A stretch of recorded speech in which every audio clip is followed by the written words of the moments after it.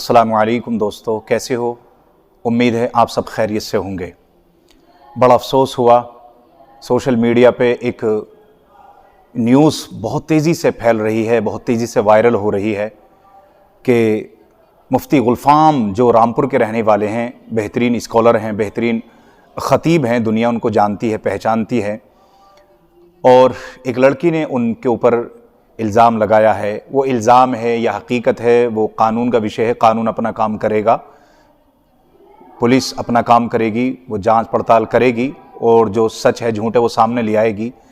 लेकिन ये लड़की जो बरेली की रहने वाली हैं, इन्होंने जो कहा है मुफ्ती गुलफ़ाम को लेकर कि मुफ्ती गुलफ़ाम ने मिलकर और उनके ड्राइवर ने मिलकर उनके साथ ज़्यादती करी है, उनके साथ घिनौना काम किया है। अल्लाह बेहतर जानता है इसमें क्या सच्चाई है। जैसा मैंने कहा कि हमारे देश में कानून ज़िंदा है, कॉन्स्टिट्यूशन है और कानून अपना काम करेगा। लेकिन इस लड़की ने क्या कुछ कहा है मुफ्ती गुलफ़ाम को लेकर, आइए वो सुनते हैं। पहले क्या नाम है? सर मेरा नाम महविश है, मैं एडवर्टाइज यूनिवर्सिटी में एलएलबी फर्स्ट ईयर की स्टूडेंट हूँ। सर एक्चुअली ऐसा है, मुफ्ती गुलफ़ाम रज़ा कादरी जो रामपुर से बिलोंग करता है, ये इस्लामिक स्कॉलर बताता है अपने आप को, कुछ तकरीरें वगैरह करता था। उस तकरीरों के थ्रू हम रिलीजन के मैटर से इससे कांटेक्ट में आए। कुछ रिलीजन के कुछ मैटर होते हैं उनको सॉर्ट आउट करने के लिए, जैसे कभी कोई हम ड्रीम देखते हैं उसके लिए। तो फिर उसके बाद जब हम इसके कांटेक्ट में आए तो उसके बाद ये रेगुलर खुद हमारे कांटेक्ट में रहता था, बताता था कि मेरा बहुत बड़ा मदरसा वगैरह चल रहा है और मैं आपकी एजुकेशन में हेल्प करूँगा। तो कभी कहीं किसी तरह से हमें डाउट नहीं हुआ, क्योंकि एक इस्लामिक इंसान है जो इतना प्रचार प्रसार कर रहा है, तो डाउट वाली कोई बात नहीं थी।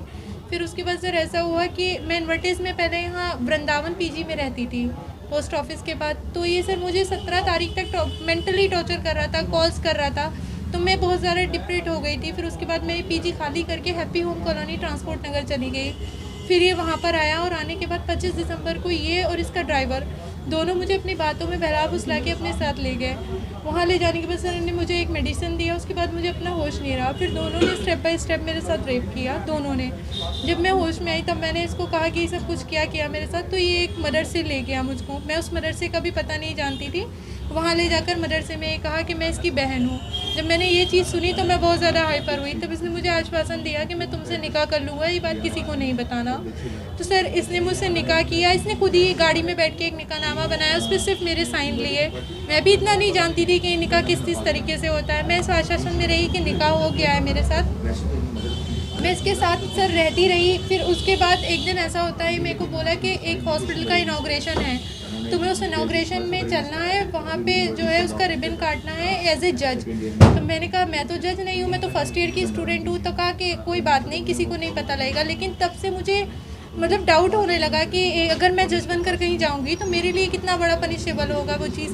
तो मैंने इससे कहा मैं नहीं जाऊँगी, और अगर मैं जाऊँगी तो मैं तुम्हारे निकाह में हूँ, मुझे कोई सज़ा हो गई तो क्या होगा। तब इसने बोला कि निकाह विकाह किसने कहा हो गया तुम्हारा निकाह विकाह कुछ नहीं हुआ है, वो तो सब फर्जी बाड़ा है। तो सर मैं अपने आप को बहुत समझाया, मेरे से झगड़ा फसाद भी इसने किया, लेकिन मैं बहुत अपने आप को पोलाइटली लेकर चली, क्योंकि मैं डर रही थी बहुत ज़्यादा। फिर कैसे ना कैसे मैं अपनी फैमिली के कांटेक्ट में आई, मैं वहाँ से अपने घर आई। जब मैं घर आ गई तो इसको ऐसे 1-2 दिन मैं इससे पोलाइटली रही ताकि इसको रियलाइज़ ना हो। फिर उसके बाद जब मैं घर आई तो मैंने एक्शन लेने के लिए शुरुआत की। तब से सर ये मुझे कॉल्स कर रहा है, कॉल करके कह रहा है अगर एक्शन लिया तो मैं उत्तर प्रदेश का सूबाई सदर हूँ और मुफ्ती भी हूँ, तो मेरे खिलाफ कुछ नहीं कर सकती, अगर कुछ किया तो मैं किसी दिन का नहीं छोड़ूंगा। सेकंड पॉइंट सर ये है, अब जब मैं यहाँ आई तो मुझे निकाहनामा की मैंने जाँच कराई, तो निकाहनामा भी वो सब फर्जी है। और अब मुझे पता लगा कि ये मैरिड पर्सन है, इसके 4 बच्चे भी हैं और इसका बहुत सारी लड़कियों के साथ।